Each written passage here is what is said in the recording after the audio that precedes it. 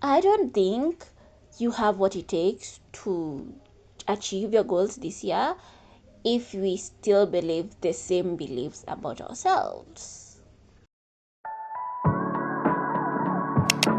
Before I start, this is me editing. I want to apologize. The video is terrible quality, but I am sick, so I have decided to, you know, just keep captions. But I hope you enjoy what I'm talking about. I'll really try my best to post it by then, because I have postponed this video for 2 weeks. So yeah, love you.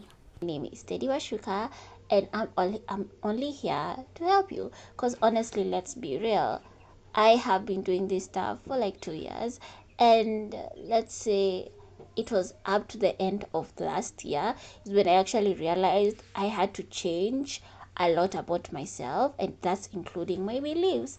These beliefs held me back, made me feel terrible, and I just hated myself. Okay, but anything before I tell you anything, I want to give you a disclaimer. Okay, the disclaimer is I might be touching on things that you might feel uncomfortable. I might make you think about things that might make you uncomfortable. For that reason alone, I want to apologize, but it has to be said, because honestly, let's be for real, if you are from Africa like me, these beliefs are the reason why so many of us are stuck in cycles that we would have preferred to get ourselves. Like, you look at other people out there and you're like, wow, I want to be like them. But when I realized that they are the way they are because they don't let their limiting beliefs hold them back, I was like, babes, babes, I want to change. I want to be the best version of myself. So you know what?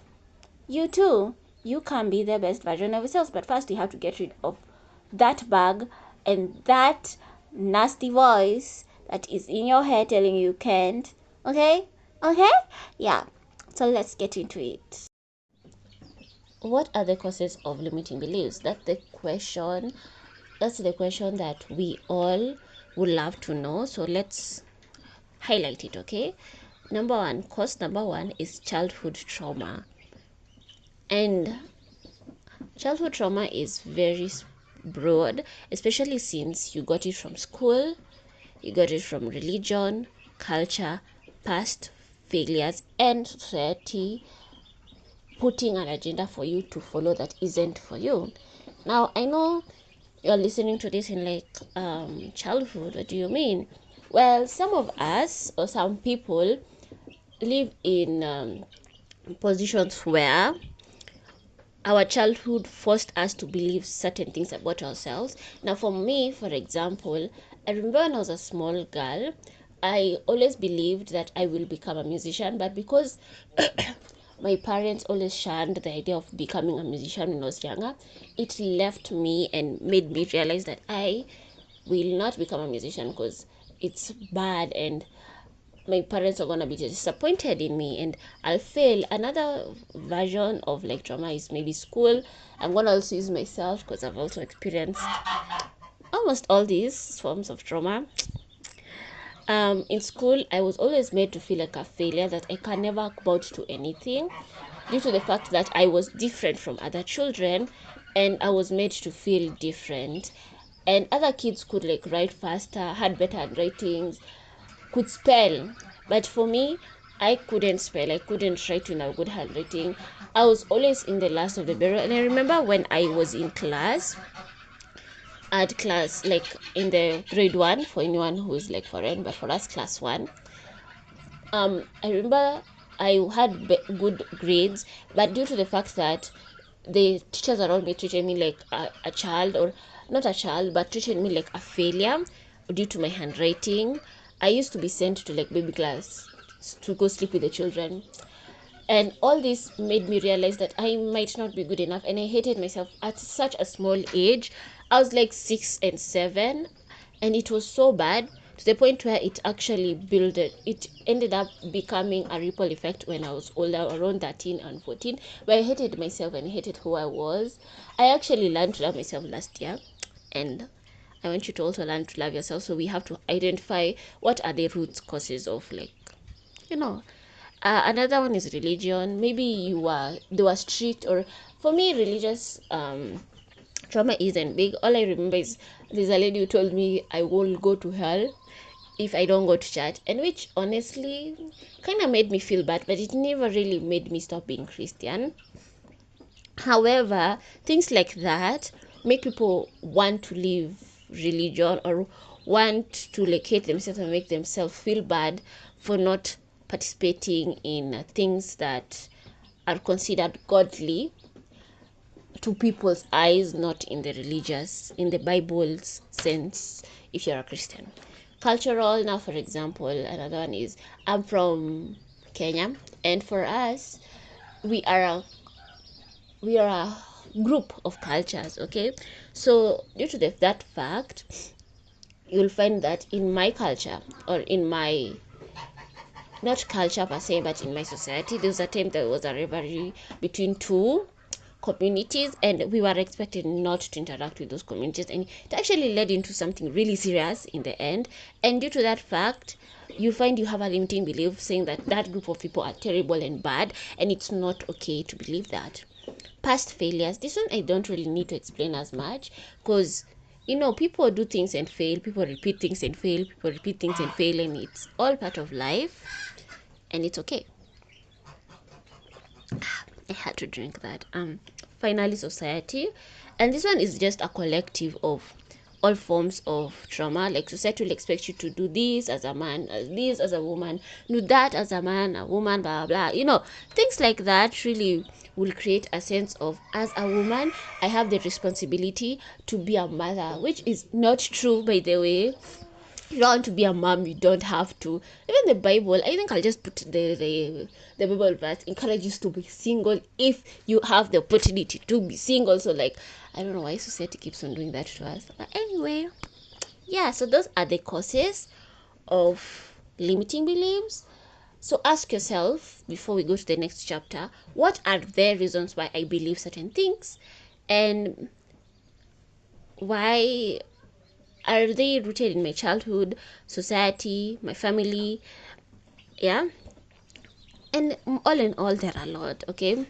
There are really lots of them, but I just give a few.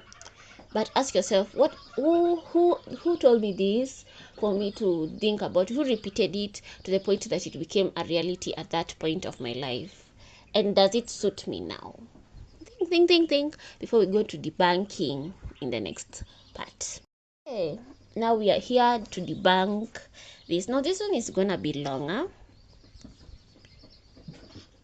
and we have to hold. You need a pen and a pencil, so you can pause and get yourself a pen and a pencil. Yeah.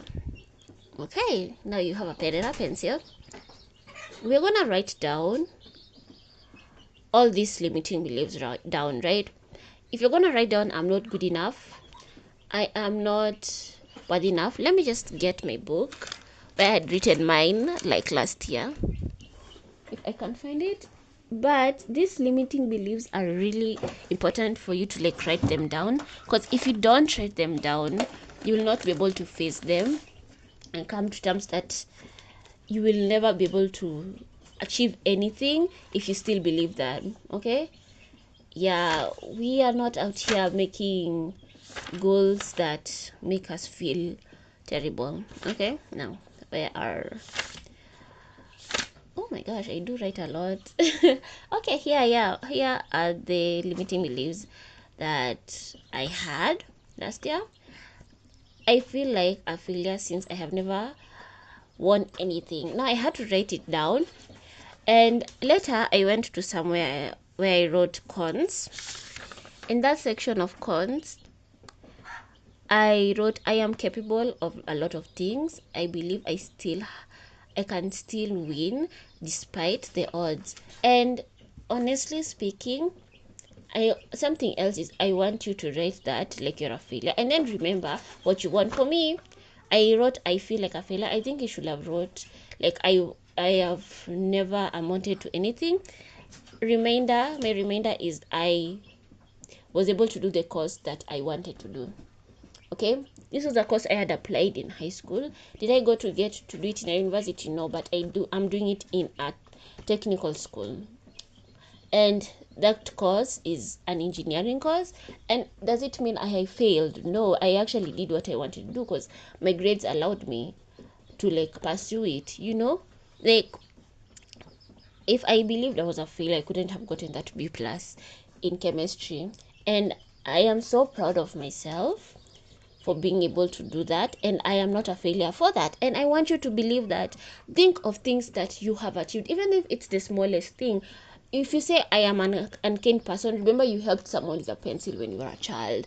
That's still something. Even though you have changed it as a person, it proves that you still have kindness in your heart. And it's really important for you to actually come to terms with these things, because limiting beliefs are very, very, very uncomfortable. Very uncomfortable. I remember when I was writing all these cons and limiting beliefs that I procrastinate a lot. My solution was creating a system. I let people get what they get to me, and I decided I will actually stop caring. I'll learn how to detach. I said that I forgive way too easily, even when I shouldn't. I should like give myself time to grieve. And I learned that it's okay to be pissed, to understand that people actually crossed a boundary and didn't respect my boundaries or take me for granted. Another thing I will do is I had said you have to write down your limiting beliefs and debunk them. But also something else you should do is write those limiting beliefs and prove them. Prove you are right. Prove that you're a failure. Prove that you are not good enough. Prove that you are. And I don't want to hear like you writing it's because someone so and so, because so and so. No, I want you to prove it that I did this to myself, not because someone else told me, not because society made me believe. No, I have to prove that it's totally wrong not to get my life figured out at age 20 something, at age 18. So what, that dude on Instagram has a car, who knows if it is theirs or their mommy's money. Yeah, right, that I will never amount to anything because I'm from a poor family, girl. This is one of actually limiting beliefs I realized that are plaguing. Oh my gosh, I'm sorry. I'm really sorry. My speech. Let me just drink water. Okay, I'm back. Something that plagues our society is people believe that you can only succeed in life if you only have connections. And honestly, we have so many stories out there, people who succeeded without connections. I was listening to an artist's story in LNN, and she said she was broke for the longest time, yet her songs were a hit for the longest time. And then later on, she actually succeeded. And I was like, girl, she didn't need any connections. She only had faith in God and grinded and sang. So believing that you need connections is just damn. Anyway, we are off topic. Point is, you have to prove it, and don't say because someone else did it, that's their life, it's not yours. I want you to prove it with the following things. Prove it by looking at yourself and realize, maybe for example, as I said, I believe I'm a failure. Yeah, sorry, I had been called. You're a failure. When did you fail yourself? As I have, like, I'll insist you to do that first, and it will help you to decensor your limiting beliefs. It will actually make you realize, by the way, why do I believe in that? It's kind of dumb. It's kind of dumb because no one is a failure. Everyone will amount to something. And I have one like rule in my life: we live for no regrets, and limiting beliefs will make you have regrets, even when those things are not even valid to be called regrets. Anyway, another thing I will like you to do after you have written all that, things that make you feel bad and whatever, I want you to give your limiting beliefs a name. Now, I know, a name? Girl, what do you mean a name?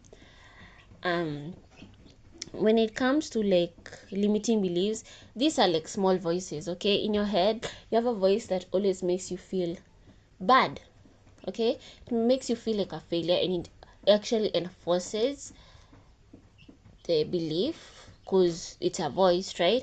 But I want you to give it a name. I saw somewhere when you give it a name, it weakens its ability, okay? You're humanifying it, and for that fact, it doesn't have a superior level with you. So giving a name is so important. For mine, it was called Stacy, and anytime it will say something mean, I'll be like, shut up, Stacy, and it will like make me feel better because I'm being mean to the voice that keeps on making me feel bad, and I can't feel bad anymore. I know this one is like odd, but trust you me, when it tells you, you know what, you're pathetic. Shut up, Stacy. Who gave you permission to tell me that? Who are you to come and tell me that? And it just stops. It stops. I stop feeling pathetic, and I'm able to do whatever I was to do. When it tells me you can't even lose weight properly, and you ask Stacy, who are you, my body? And it shuts up. It just shuts up. Yeah, and it actually great. It increases your confidence, because anytime someone talks badly to you, remember your worst enemy is at bay because you gave it a name, and you can actually call it out for being mean.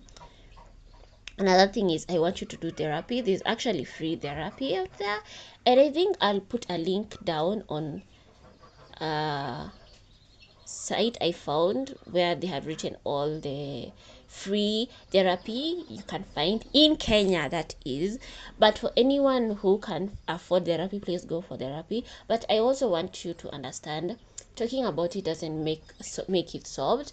Even though the saying says that talking about it, a problem talked about is half solved, the other half has to be solved too. So this is the other thing you're gonna do: get yourself a journal. Now there are two types of journals: audio journals and physical journals. Audio journals, or like write the ones that you write, it depends on what you prefer. For me, I have both. I have the one for writing, and I also have a verbal one, because the verbal one is for the days I don't feel like writing, I feel kind of lazy, but I want to talk about an experience. Okay, so let's get into it. First of all, for writing, we are going to do something called rewiring journaling, where we are going to be confronting a limiting belief per week. Okay, healing is slow, by the way, and it's really painful, because changing a belief might make you cry, frustrated, angry, but all these feelings are valid, and I want you to understand that. And that's why we have to go for therapy. I did all this on my own, by the way, and it's one of the most painful organizing things, because I ended up destroying my relationships due to my instability. Okay, I did I but I was being a burden to people, because I didn't have therapy. Okay, and people around me weren't were going through their own things. Okay, and it wasn't okay for me to input my feel how I feel to them, and they're going through their own things. So therapy, go for therapy.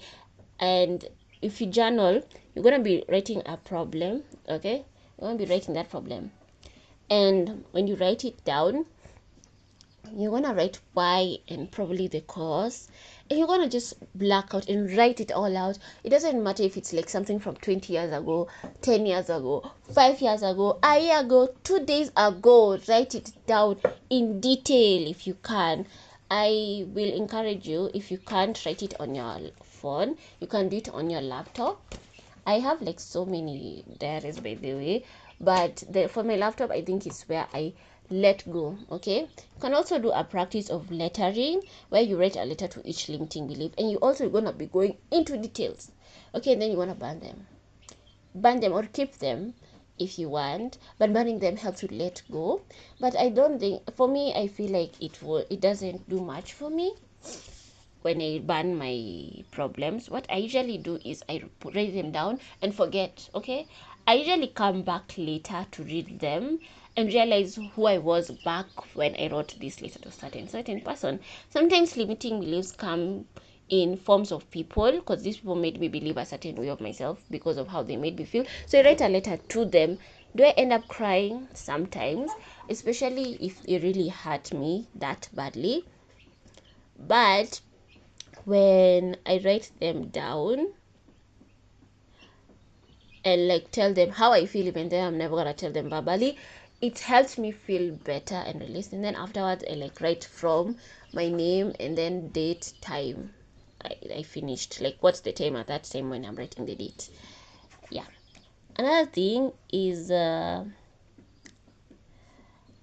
I think, oh, I was to recommend the audio one. It's called Mama. I think I'll just show either a screen recording of my phone and show you that app, or I'll show you like the icon. But Mama is really good. There's so many Mama apps out there, but like this one for audio is so good.